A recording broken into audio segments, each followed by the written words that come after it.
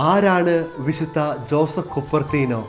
അല്ലെങ്കിൽ വിദ്യാർത്ഥികൾക്ക് പരീക്ഷാ സമയങ്ങളിൽ ഉന്നത വിജയം വാങ്ങിക്കൊടുക്കുന്ന വിശുദ്ധ ജോസഫ് കുപ്പർത്തീനോ ആരാണെന്ന് നിങ്ങൾക്കറിയാമോ? തൻ്റെ സെമിനാരി പഠനകാലത്ത് പഠിക്കുവാൻ കഴിവുകളില്ലാത്തതിൻ്റെ പേരിൽ, കുറവുകളുടെ പേരിൽ അധികാരികളാലും കൂട്ടുകാരാലും മാറ്റി നിർത്തപ്പെട്ട, അവഗണിക്കപ്പെട്ട ഒരു ബ്രദറായിരുന്നു വിശുദ്ധ ജോസഫ് കുപ്പർത്തീനോ.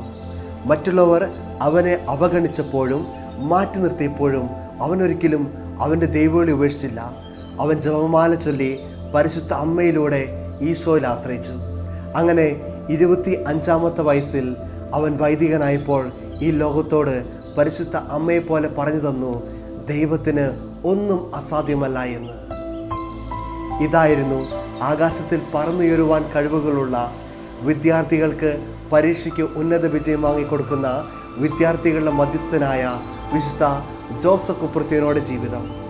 1663 ഇറ്റലിയിലെ ഓസിമോയിൽ വെച്ച് അദ്ദേഹം മരണമടയുകയും പോപ്പ് ക്ലെമന്റ് 13-ാം മാർപ്പാപ്പ അദ്ദേഹത്തെ വിശുദ്ധനായി പ്രഖ്യാപിക്കുകയും ചെയ്തു. നമുക്കും നമ്മുടെ പരീക്ഷകളുടെയൊക്കെ സമയത്ത് തളർന്ന് സങ്കടപ്പെട്ട് മാറി നിൽക്കാതെ വിശുദ്ധ ജോസഫ് കുപ്പർത്തീനോയുടെ മാധ്യസ്ഥം യാചിച്ച് പരീക്ഷകൾക്ക് ഉന്നത വിജയം നേടാൻ ആഗ്രഹിക്കാം. ആമേൻ.